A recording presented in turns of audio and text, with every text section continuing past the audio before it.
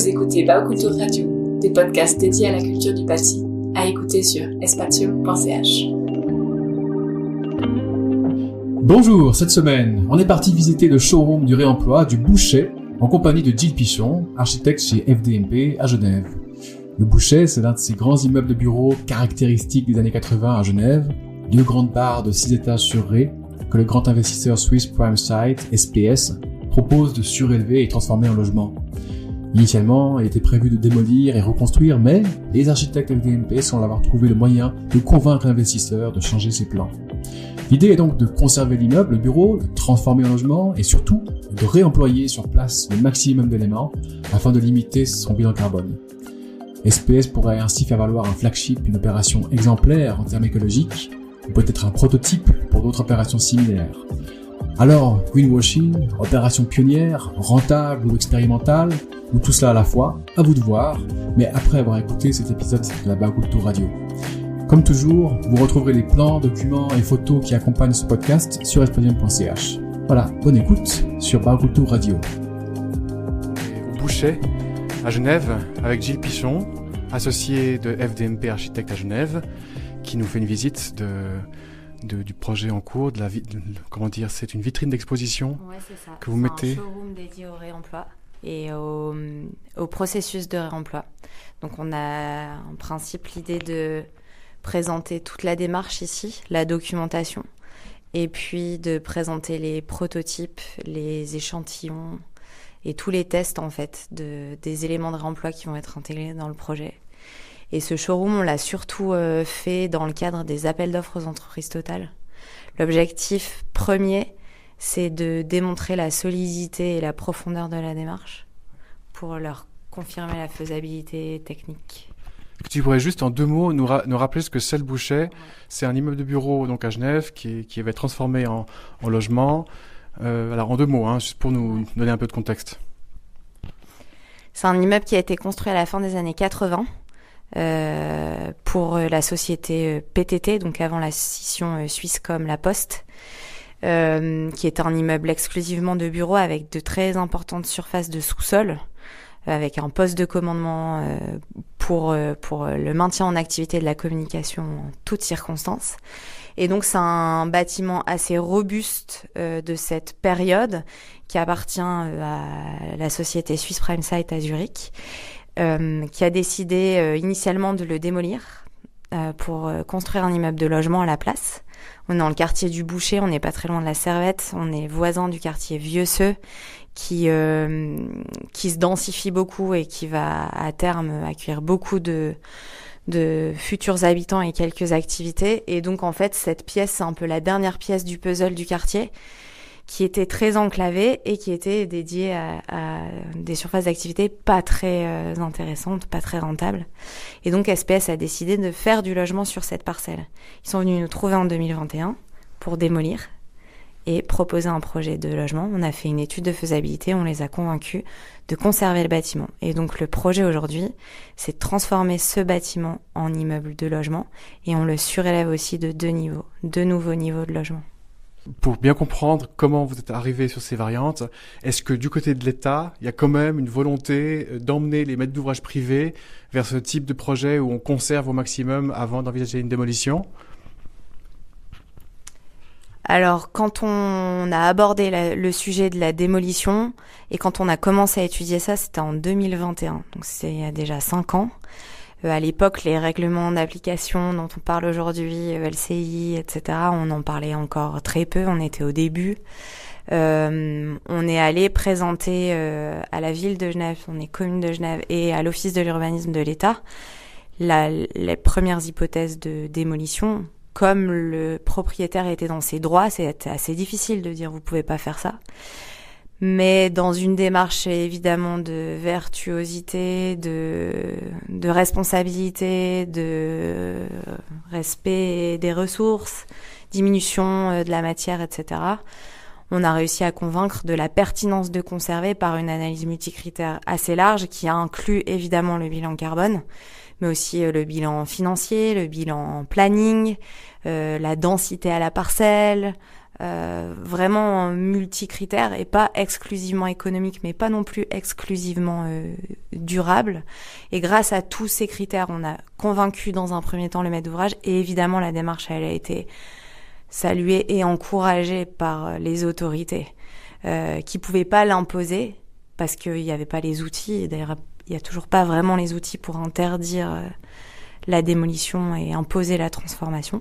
Mais en tout cas, ça a été salué et évidemment, par la suite, hyper encouragé, à tel point que les sous-sols, je disais, très importants, ils sont en partie valorisés. On a 1400 mètres carrés de surface qui vont être transformés d'un parking vers une ludothèque, un local parascolaire de 4 classes et une cantine scolaire, un restaurant scolaire avec 200 places assises. Juste encore un petit mot avant qu'on commence la visite.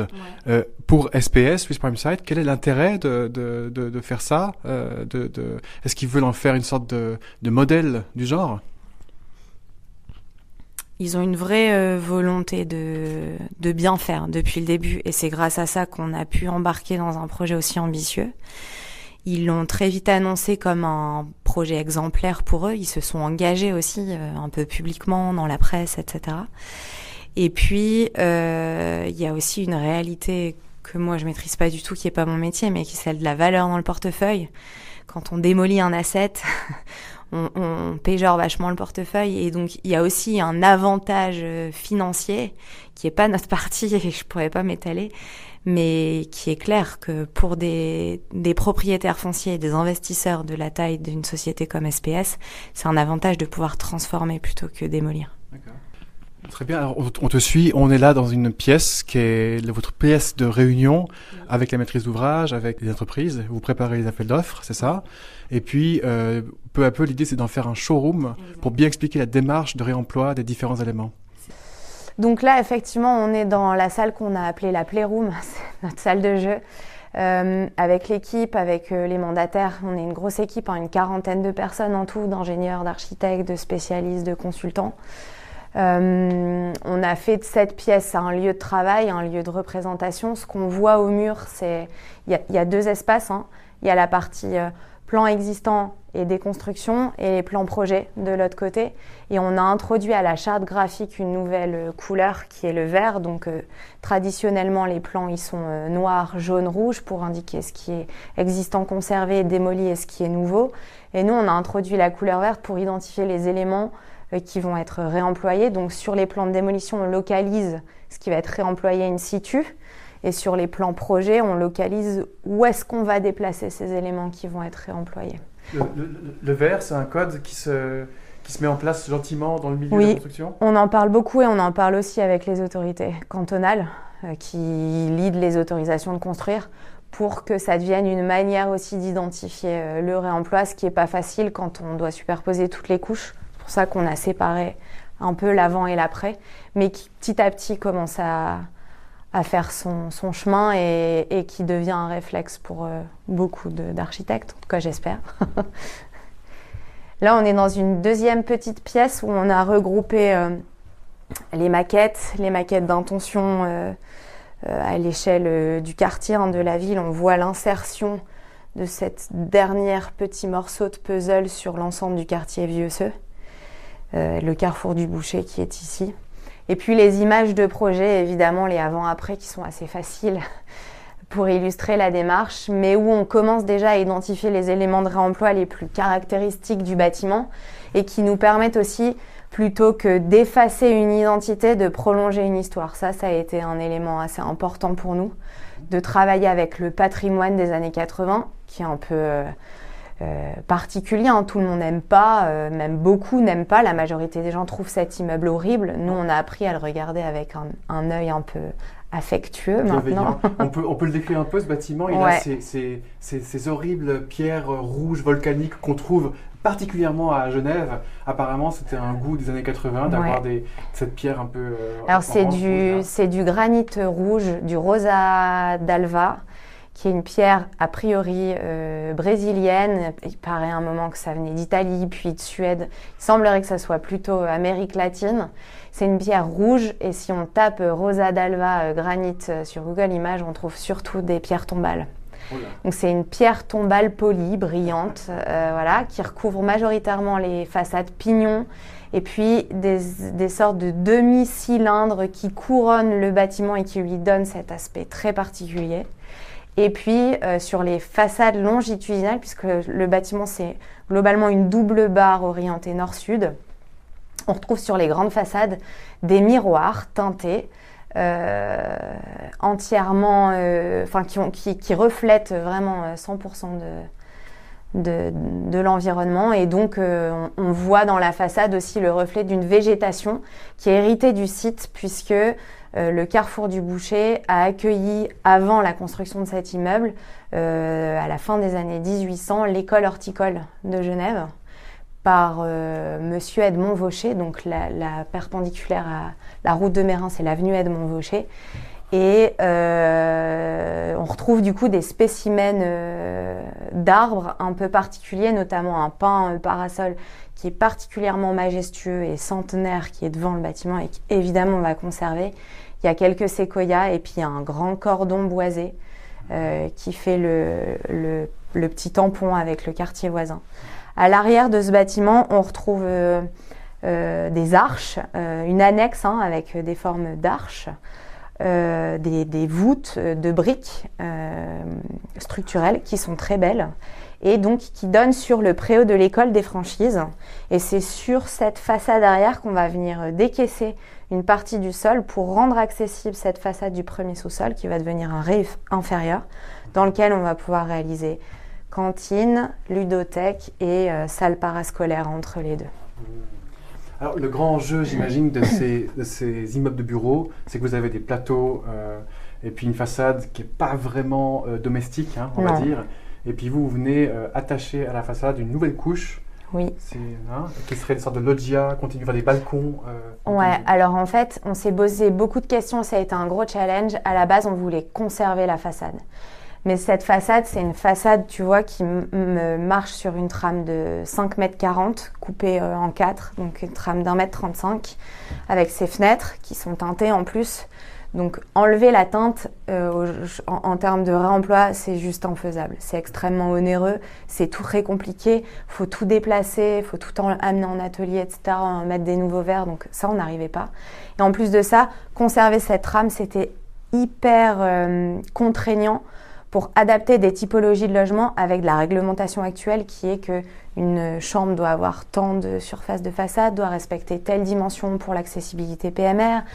Mais du coup, si on a une cloison qui tombe au milieu de la fenêtre, comment on fait ? Est-ce qu'on condamne ? Bref, pour 1000 raisons que je ne vais pas développer maintenant, mais qui nous a valu presque 5 mois d'études, on a prouvé que conserver la façade n'était pas compatible avec le cahier des charges du maître d'ouvrage et donc du coup aussi une certaine logique d'optimisation des surfaces parce qu'évidemment si on fait que des gigantesques apparts ça marchait mais du coup c'est inlouable et puis du coup forcément c'est très peu dense à la parcelle et c'était pas intéressant et donc on a décidé de ne pas conserver la façade et de réaliser une nouvelle façade légèrement déportée de la façade actuelle, ce qu'on voit sur les images d'intérieur des appartements, on voit que l'ossature béton est conservée et que la nouvelle façade vient une vingtaine de centimètres à l'extérieur du nu original.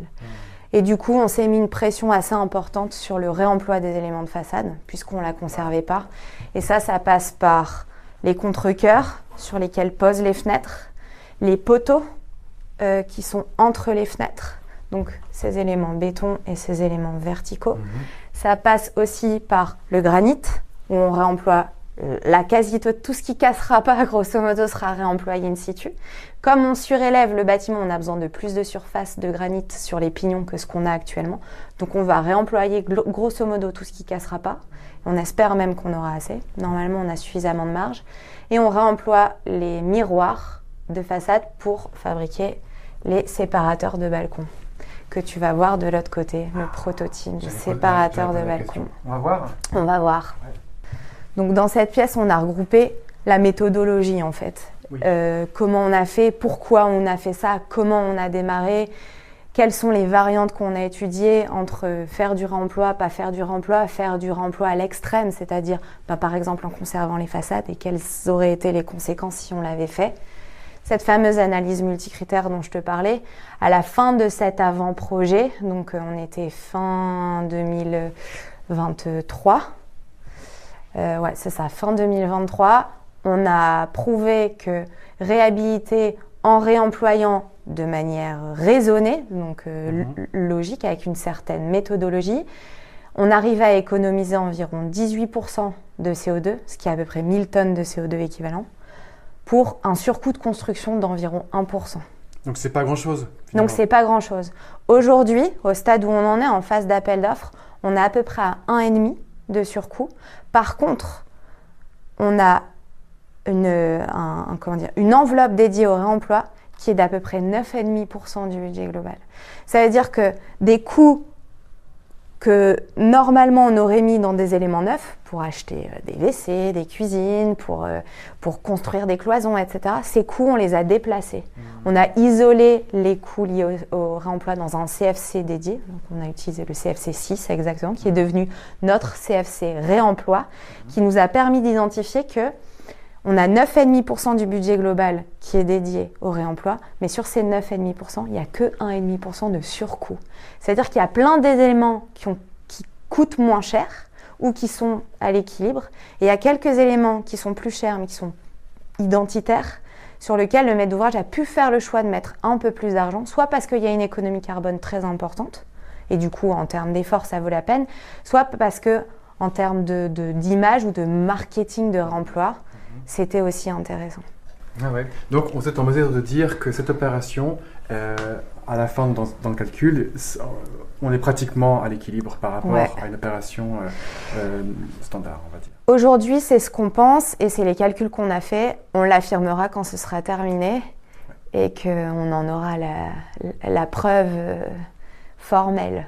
Par contre, dans les conférences que tu donnais, tu expliquais que si on avait tout démoli, reconstruit, plus dense, plus compact, en prenant en compte le cycle de vie sur 40 ans, peut-être 50 ans, 60 ans, plus en divisant par le nombre d'habitants, à la fin, on était pratiquement... on était mieux même. On était même mieux. Ouais. Par contre, la grande différence, c'est que l'émission carbone, elle se faisait très vite dans les années à suivre, alors que ce qu'on aimerait, c'est lisser le plus possible les émissions carbone pour diminuer. Oui.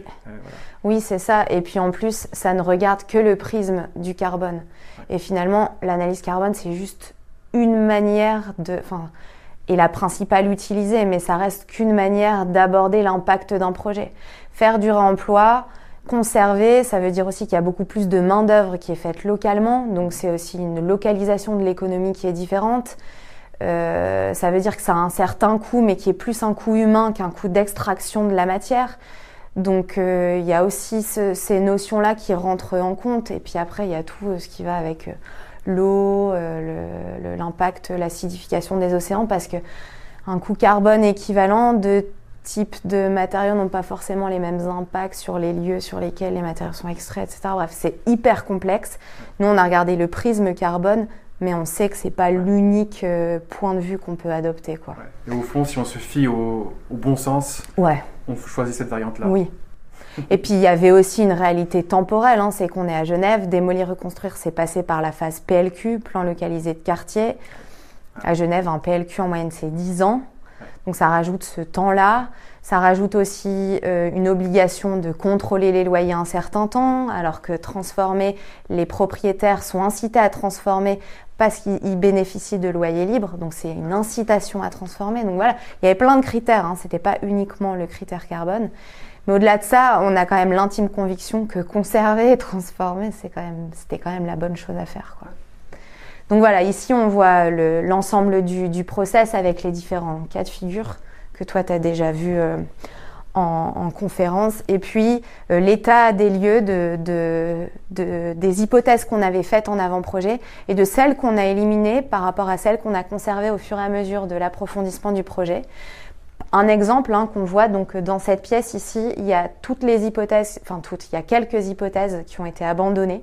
Par exemple, tu vois le parquet de réemploi ici, qui vient du quartier d'à côté, un vieux ceux qui démolit ces vieux bâtiments. On a récupéré du chêne massif contreplaqué sur une nouvelle épaisseur de bois. Mais ça, financièrement, ça tient pas du tout. Pourquoi ? Parce que le coût de faire ça est, je crois, 150 fois le coût d'un parquet massif neuf. Et il y a un seul artisan qui fait ça dans le secteur. Donc ça, financièrement, ça marchait pas. D'accord, mais symboliquement... Symboliquement, ça aurait marché. Ouais. Là, tu vois, après, les robinets qui sont à côté, ceux-là, ils viennent du Fermont, donc à Genève, qui est en rénovation. Le coût d'acquisition, de nettoyage, de remise en état, de conditionnement est à, je crois, à 2 francs inférieur à ce qu'on avait budgété en neuf. Le maître d'ouvrage n'a pas souhaité s'engager dans cette démarche pour crainte de l'hygiène, en fait, pour raison surtout d'hygiène, et dire s'il n'y a pas d'économie financière et que j'y vois pas tellement d'avantages, donc je suis pas prêt à prendre le risque s'il n'y a pas un avantage suffisamment conséquent. Donc vous ne l'avez pas pris ? Non, tout ce qui est dans cette pièce, c'est ce qu'on n'a pas pris. Ah d'accord. Ouais. Et donc, on voit ici sur cette dernière planche, donc ça c'est tout ce qu'on avait prévu de faire en avant-projet. Tu vois toutes les options qui ont été abandonnées. Ici, ouais, bien sûr. Il y a des toilettes et des WC. Il y a des WC, ouais, donc ça WC. c'est confirmé. On va le faire. Cuisines. Il y a des cuisines qu'on a sourcées sur le projet de rénovation du quartier de la Tourelle à Genève, qui est à 1 km à vol d'oiseau ici, porté par l'UBS. Donc ça, tu les verras, les prototypes sont à côté. Il y a des terrazzo qu'on avait prévu de réaliser à partir des éléments concassés sur place. Ça, c'est très beau et c'est top en termes de greenwashing, mais en fait, c'est pas très intéressant d'un point de vue... Ah oui. Ouais. Ça, c'est ce qu'on a vu au siège du CI. En fait, c'est bien, comment dire, c'est bien, mais c'est pas hyper efficace. Donc là, il y a une croix dessus, ouais, ça veut dire que vous avez finalement laissé tomber. C'est ça. On a plutôt orienté nos choix vers des carreaux de terrazzo sourcés, où là, la diminution de l'impact carbone est significative. Mmh. Et puis après, tout ce qui est en dessous, c'est tout ce qu'on a ajouté après, parce qu'on ne s'est pas arrêté à dire « Ok, en avant-projet, on a tout choisi ». On a continué, on a prospecté avec Materium, l'association avec laquelle on travaille, sur des luminaires, sur des éléments qu'on a identifiés après coup sur place, notamment tous les équipements de l'abri PC, lavement et équipements cuisine professionnelle en inox qui vont aller dans l'équipement parascolaire. D'accord. Et puis les miroirs, c'est le plus important, les séparateurs de balcon en miroir. Tu peux nous expliquer en 2 mots avec comment vous travaillez avec Materium ? Ouais, alors on a commencé à travailler avec Materium tout de suite, dès le début de l'avant-projet. Eux, ils ont d'abord effectué un inventaire le plus exhaustif possible. Nous, ensuite, on a analysé, je dis nous, architectes, mais aussi avec l'ensemble de l'équipe de mandataires. Et puis ensuite, à chaque étape, ils nous ont accompagnés pour nous aider à faire les bons diagnostics, éventuellement contacter les bonnes entreprises. Ensuite, ils ont été des facilitateurs, mais pour que nous, on prenne le relais et qu'on soit un peu moteur et porteur des sujets de réemploi. Et puis, ils ont aussi un mandat de sourcing. Donc nous, on a un catalogue d'un ensemble d'éléments qu'on cherche. Par exemple, des luminaires à Genève, dans le secteur, ouais. Et puis, dès qu'ils l'identifient, ils nous soumettent, on réalise ce qu'on avait appelé des passeports réemploi, où on fait le comparatif de coûts, tout le process de remise en état, de conditionnement, de stockage, de garantie. Et ensuite, on soumet des fiches au maître d'ouvrage avec des recommandations de validation ou de non-achat. Et donc, grâce à ça, par exemple, tu vois ici, donc là, on arrive dans le showroom. Le showroom, il est divisé en 3 espaces. Il y a un espace plutôt dédié à ce qui sera dans les logements. Il y a un espace qui est plutôt dédié à ce qui sera dans les parties communes et un espace sur la façade et les aménagements extérieurs. Ce showroom, il est dédié à qui ? Aux futurs habitants ou aux professionnels ? Non, plutôt aux professionnels. Et comme je le disais en préambule, plutôt initialement vraiment pour les entreprises qui doivent se projeter maintenant pour chiffrer et imaginer la mise en œuvre de tout ça et pour les rassurer, pour montrer le côté concret, réel et très approfondi des études qu'on a fait sur tous les spectres du réemploi, que ce soit la mise en œuvre, le stockage, les garanties, les coûts, etc. Alors pour chaque objet, on trouve une sorte de fiche ? Oui. Avec, tu peux décrire ce qu'il y a sur cette fiche ? Alors sur cette fiche, il y a une description du lot. D'où ça vient, quel âge a le lot. Donc là, par exemple, sous nos yeux, on a un luminaire Globe qui a été sourcé à la Cité du Vin, à Rolles. donc identifié par Materium et sélectionné par FDMP et acheté par SPS. Il y a un calendrier sur la période de reconditionnement, les éventuels intermédiaires, donc là en l'occurrence c'est Materium, et puis la date d'achat par le maître d'ouvrage. Il y a des infos sur le stockage, comment on va le stocker, quelle taille ça va prendre. Ouais, c'est une belle boule. Hein, ouais, ça fait 40 cm de diamètre. C'est une belle boule. Ensuite, il y a quelques photos du produit, des caractéristiques techniques. Ici, en l'occurrence, c'est un matériel qui va être rétrofité, donc ça veut dire que ça va être équipé d'un système de LED qui lui sera garanti comme un système neuf. Mais du coup, tout le reste est conservé d'origine. Ensuite, il y a des informations sur l'intégration dans le projet, donc où est-ce que nous, on a prévu de les mettre, avec quelques informations techniques sur la destination. Donc là, on voit que ces luminaires, ils vont aller dans les halls d'entrée des immeubles. Il y a 3 halls d'entrée, donc ils seront suspendus dans ces grands espaces. Puis après, il y a des caractéristiques sur l'origine, le stockage, la remise en œuvre, etc. Et une identification des risques et contraintes, si ça existe. Donc là, typiquement, on a identifié qu'un stockage en dehors des palettes était fortement déconseillé pour risque de casse. Ouais. Et vous avez même une garantie. Ouais, alors là, comme le matériel est rétrofité, il y a une garantie sur le rétrofit qui est fournie par Materium. Ils conservent aussi 10% des diffuseurs en verre. Donc nous, on en a acheté 40. Enfin, je dis nous, SPS en a acheté 40. Et ils en ont quelques-uns en complément en cas de casse du globe pour remplacer. Et puis après, il y a les contacts des mandataires techniques avec lesquels on a travaillé pour confirmer la faisabilité technique, réglementaire, économique. Donc là, il y a l'électricien, l'économiste et puis le reconditionneur. Voilà. On prend un autre. On peut parler des cuisines parce que c'est un gros point. Ouais. Puis je pense après on parlera façade. Ah, ouais. Alors c'est toute une histoire ces cuisines. Donc on les a identifiées en avril 2023. Elles ont été achetées au final à l'été 2024. 2 ans avant l'ouverture de chantier. Elles sont arrivées, 60 cuisines, on les a récupérées et elles sont arrivées dans cet état. Donc cet état qui est devant moi, c'est le matériel d'origine, dans son jus, pas nettoyé, voilà, on voit des traces d'usure. Il y a des brûlures aussi. Ouais. Il y a des fois, il y en a certains qui ont encore les cartes postales avec les magnettes sur les... Voilà. Elles viennent du quartier de la Tourelle. Qui appartient à UBS, qui est juste en face, qui est quartier des années 60, il me semble. Voilà, et puis ensuite, ce qu'on voit à côté, c'est une première tentative de remise en état, donc là, de remise en état intérieur et extérieur, thermolacage. Voilà, assez convaincante, hein, finalement, assez propre. Ouais. Et puis, derrière toi, il y a les prototypes qui marche en termes de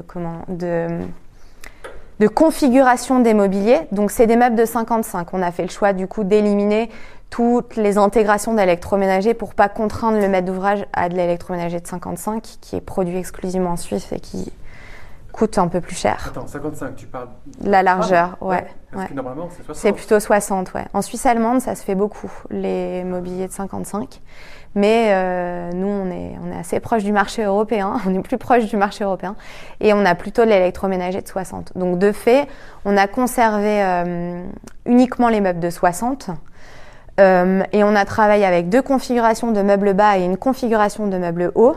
Ce choix, il nous permet de mettre des éléments de réemploi dans l'intégralité des appartements, plutôt que d'avoir dit on va mettre quelques cuisines entièrement réemployées dans quelques appartements. Et ce choix-là, il n'est pas seulement pour dire on en a mis partout, mais c'est aussi parce que c'est le puzzle qui nous permet de réemployer le plus grand nombre de meubles.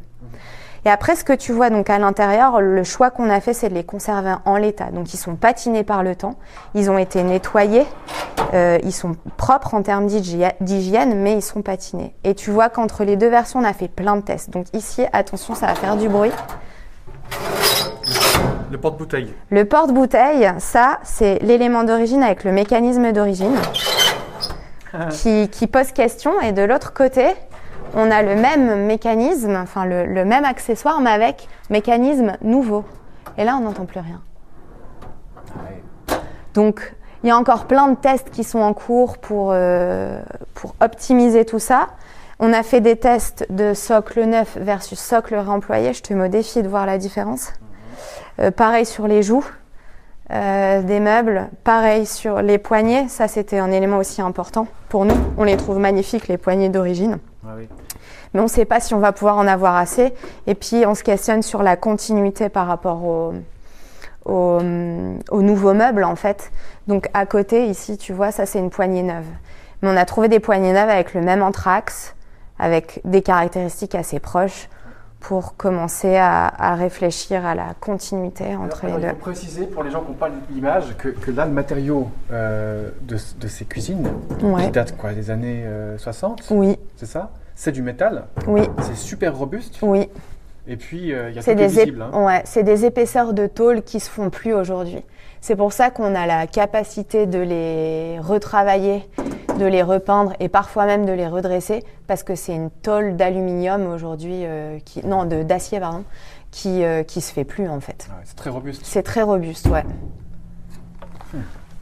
Voilà, pour la partie cuisine. Je peux te raconter encore beaucoup d'histoires sur chacun des éléments qui est exposé ici, mais j'aimerais bien te montrer quand même la partie façade. Il y a 2 éléments clés dans la façade. Je te disais, il y a le séparateur de balcon à base des miroirs réemployés et il y a le granit. Le granit, il est sur la façade aujourd'hui. Il est posé sur un système de fixation qui est plus en règle aujourd'hui. Donc, il va falloir changer le système de fixation. Ce qu'on a fait, on a travaillé avec l'entreprise Chevrier Caprara là-dessus. Ils ont fait les tests de dépose et on a fait des tests de carottage pour fixer les échafaudages, par exemple, ou pour diverses raisons de besoin de percement de la plaque. Donc, on a fait ces tests. Et puis, tu vois là-haut, en l'occurrence, je pense que tu vois pas, et c'est le but, les endroits où on a bouché les carottages par 2 méthodes différentes. La première, c'est de garder la carotte et de la remettre, et c'est invisible. Et l'autre méthode, c'est de concasser le granit, de mettre de la résine et de la reposer, et ça nous permettra aussi de reboucher tous les éventuels petits accros ou griffes ou coups que le granit pourrait prendre pendant la phase de dépose. On a fait des tests de traitement parce qu'au départ, on se disait « c'est pierre tombale, poli, vraiment, est-ce qu'on veut ça ?» Donc, on a fait des tests flammage, sablage, adoucissage, etc. Puis au final, on a décidé de garder cette version polie parce qu'elle est tellement identitaire du bâtiment. Et voilà, donc on a travaillé la sous-structure, les nouvelles épaisseurs d'isolation, nouveau système de fixation. On a confirmé que ça n'allait pas casser la plaque de granit et donc que ça marche d'être posé. Puis évidemment, tout ça, comme tous les éléments qui sont exposés ici dans le showroom, sont documentés assez précisément. Et donc, peut-être ce dernier élément dont on peut parler encore aujourd'hui, c'est le miroir. C'est un verre feuilleté, teinté. Et comme il est feuilleté, on ne peut pas le découper, on ne peut pas le percer. Sinon, il casse. Donc là, ce que Marc, tu as sous les yeux, c'est le miroir qui a cassé quand on a voulu déposer le système de fixation que tu vois ici au mur. Voilà, ça a cassé. Et donc, on a dû réfléchir à un système de réemploi en réemployant aussi le système de fixation. Donc, on a conçu un séparateur de balcon dont le prototype est juste ici. On a encore un peu de travail sur ce prototype. Tu vois, en bas, on a une section carrée, en haut, on a une section ronde. Il y a pas mal de détails qui sont encore en développement. Pour autant, on arrive à réemployer ces miroirs, à les reposer. Ça, tu vois, je suis en train d'écarter les bras. Là, ça fait l'envergure de mes 2 bras écartés. Ça, c'est la largeur d'usage du balcon. Donc, on a 1m60. On a 1m80 presque d'usage. Vraiment profondeur utile du balcon. Et donc, le miroir, il fait un petit peu moins. Donc, on a un élément rapporté où on est en train de regarder si peut-être on n'arrive pas à faire un élément plus de grillage qui viendrait plutôt côté extérieur que le long de la façade. Mais voilà, du coup, on a 2 miroirs dos à dos, posés sur une une ossature en inox qui vont être posées sur les dalles de balcon et fixées en sous-face des balcons. Du coup, les balcons seront séparés de chaque côté par un miroir. On a fait augmenter l'espace. Ce qui va augmenter l'espace, mais qui a posé beaucoup de questions sur comment on va vivre ça pendant la canicule. Est-ce que je vais me voir 200 fois? Je vais faire le ping-pong d'un miroir à l'autre. Et tout ça, on l'a testé. Avec l'équipe, on a pris les miroirs. On a des photos là-bas sur la planche. On a déposé les miroirs en pleine canicule du mois de juillet et on est allé passer un long moment dehors en plein soleil pour voir combien de fois on se reflétait dedans. Est-ce que le reflet reflète aussi la chaleur ou pas? Et la réponse est non. Et ça, c'était une bonne chose. Et comme ils sont teintés, en fait, ces miroirs, tu ne te vois pas plus de 3 fois. Donc D'accord. En fait, l'effet ping-pong qui nous faisait tellement peur, eh ben, on ne l'a pas. Et l'oiseau, il va apprécier? L'oiseau, il va apprécier pas plus que comme c'est aujourd'hui et pas moins, quoi. Ouais. Si ce n'est que c'est perpendiculaire alors qu'avant c'était vraiment frontal. Il y aura peut-être quelques reflets en regardant la télé, mais bon, de toute façon, quand il y a de la lumière, il y a de la lumière, quoi. Donc il s'arrête à cette hauteur-là? Ouais. Il n'est pas accroché? Maintenant, on a la chance d'avoir 3,30 m ici de hauteur libre. Ça, ce sera les hauteurs des appartements. Donc le nu sol sera au niveau du nu actuel. Par contre, les plafonds, on les garde comme ça, brut, entièrement brut. Ça, c'est des pavés, c'est un muret de pavés qui est réalisé à partir des pavés qui sont aujourd'hui dans les aménagements extérieurs, qu'on récupère pour faire les murets de soutènement des bacs plantés qui seront sur dalle. Et puis on en a profité pour tester différentes teintes de joints. Ce showroom et cette opération, oui. Est-ce que tu penses qu'elle a la capacité de générer un engouement et d'autres projets à l'échelle de Genève, on va dire? J'en suis convaincue. Je sais déjà qu'il y a certaines personnes dans l'entreprise Total qui répondent à l'appel d'offres qui sont venus avec un énorme a priori de encore des architectes écolos qui pensent qu'on peut faire du réemploi et c'est pas possible. Et ils sont repartis avec une autre opinion. Donc déjà ça, même si tout devait s'arrêter aujourd'hui, déjà ça c'est une forme de victoire, quoi. Ouais. Et puis l'autre question importante, c'est la question logistique, parce que vous reposez beaucoup sur le travail de Materium pour identifier les éléments qui sont en train d'être déconstruits ailleurs. Et puis la question du stockage se pose fatalement, non? Oui, bien sûr, mais ici, comme je te le disais en introduction, c'est un bâtiment qui a de très importantes surfaces de sous-sol. Ouais. Et donc tous les éléments que je t'ai montrés ici et qu'on a déjà acquis, ils sont stockés au sous-sol. Ouais. Donc en fait, le bâtiment est son propre... Ouais, ça c'est un atout majeur pour le réemploi, c'est clair. Et puis enfin, les futurs habitants...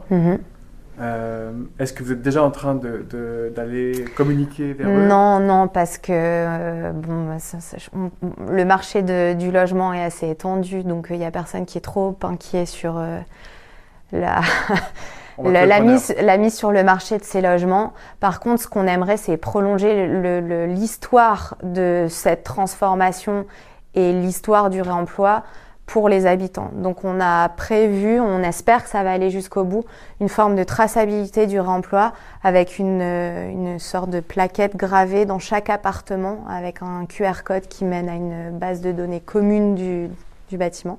On espère qu'on va travailler avec Product DNA sur ce sujet de traçabilité. Et du coup, les habitants, ils vont pouvoir dire à leurs copains qui viennent, vas-y, tu peux scanner le QR code, tu verras que mon lavabo, il vient de tel endroit, le sol, il a été sourcé ici. Et voilà, donc ça, en fait, on aimerait qu'après, les habitants, ils s'approprient aussi l'histoire de cette transformation et du réemploi pour continuer le narratif pour les années qui viennent. Ça, c'est un enjeu qui est lié à la visibilité. Ouais. Mais aussi à l'habitabilité de ces éléments réemployés. Et alimenter une sorte de récit qui va vers l'évidence qu'on devrait mieux réemployer les choses. Et puis c'est super, que ça fait des apparts de super qualité, avec du caractère, qui sont peut-être un peu moins blancs, lisses, stériles, que beaucoup de constructions neuves d'aujourd'hui. Tu penses que les gens ils vont apprécier ça? Écoute, j'espère, j'y crois. Oui, je pense. Franchement, je pense. Le showroom, il est ouvert à qui? Il est visitable sur demande, principalement professionnels de la construction, du secteur de l'immobilier en général, les autorités, la presse, voilà. Donc on fait un email chez toi, on peut, ouais, tout à fait. @fdmp.ch, c'est ça ? C'est juste. D'accord. Très bien, alors. On verra si... C'est ouvert combien de temps encore ? Alors, facilement jusqu'à l'été. D'accord. Jusqu'à cet été, ouais. Eh bien, merci beaucoup pour la visite. Avec grand plaisir. Comme toujours, vous retrouverez sur espatium.ch les documents, les photos, les plans associés à cet épisode. Et on vous retrouve très prochainement sur la Baukultur Radio sur espatium.ch. Architecture, ingénierie, paysage, urbanisme, patrimoine. Vous écoutez Baukultur Radio, des podcasts dédiés à la culture du bâti, à retrouver et écouter sur espatium.ch.